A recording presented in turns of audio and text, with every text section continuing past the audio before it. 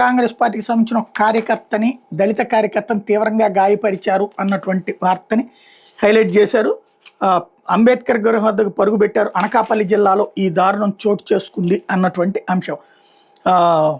Speaker చింతకాయల అయ్యన్నపాత్రుడు కుటుంబానికి అత్యంత సన్నిహితుడు టీడీపీ కార్యకర్త అయిన రౌడీ షీటర్ అప్పలనాయుడు మరో ఆరుగురితో కలిసి వైఎస్ఆర్సీపీ నర్సీపట్నం యూత్ అధ్యక్షుడు దళిత నేత అల్లంపల్లి ఈశ్వరరావు మీద శనివారం రాత్రి హత్యాయత్నానికి పాల్పడ్డారు. బాధితులు తెలిపిన వివరాల ప్రకారం అనకాపల్లి జిల్లా నర్సీపట్నం శివార్లోని బలిగట్ట నుంచి నర్సీపట్నం పాల్ఘాట్ సెంటర్కి పని మీద వచ్చిన అల్లంపల్లి ఈశ్వరరావు మీద రౌడీ షీటర్ అప్పలనాయుడుతో పాటు మరో ఆరుగురు వ్యక్తులు 2 బైకులపై వచ్చి దాడికి దిగారు.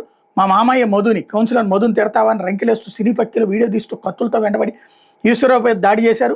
వాళ్ళు కొట్టిన దెబ్బలకి ఈశ్వరరావు ముఖం మీద రక్తం దారగట్టింది. ఒక్కడే కావడంతో ప్రాణభయంతో పాల్ఘాట్ సెంటర్ నుంచి అభిత్ సెంటర్కి పరుగులు తీశాడు. రౌడీ షీటర్ అప్పలనాయుడు అతని అంచర్లు వీడియో తీస్తూ వెంబడిస్తూ ఈశ్వరరావును పరుగులు పెట్టించి కొట్టారు. చంపేస్తారని భయంతో మెయిన్ రోడ్లో ఉన్న షాపులో దాక్కుంటే బయటికి లాక్కుని వచ్చి మరింత దారుణంగా కొట్టడంతో పాటు కత్తులతో పొడిచి చంపేందుకు ప్రయత్నించారు. ఈశ్వరరావు వాళ్ళని విధించుకుని మళ్లీ పరుగులు తీసి డాక్టర్ బిఆర్ అంబేద్కర్ విగ్రహం వద్ద దాక్కున్నాడు. సమాచారం అందుకుని మొబైల్ కానిస్టేబుల్ రావడంతో ఈశ్వరరావు ప్రాణాలతో బయటపడ్డారు. కానిస్టేబుల్ సాయంతో నర్సీపట్నం ఏరియా ఆసుపత్రిలో చేరారు. విషయం తెలుసుకున్న వైఎస్ఆర్సీపీ నాయకులు municipal chairperson Bodapati Subbalakshmi, municipal vice chairman Tamarana Appalanaidu, Koneti Ramakrishna, Eswararao అనుచరులు, కుటుంబ సభ్యులు పెద్ద ఎత్తున ఏరియా ఆసుపత్రి చేరుకున్నారు. సీఐ గోవిందరావు, ఎస్ఐ ఉమామహేశ్వరరావు సంఘటన వివరాలను ఈశ్వరరావు అడిగి స్టేట్మెంట్ రికార్డు చేశారు.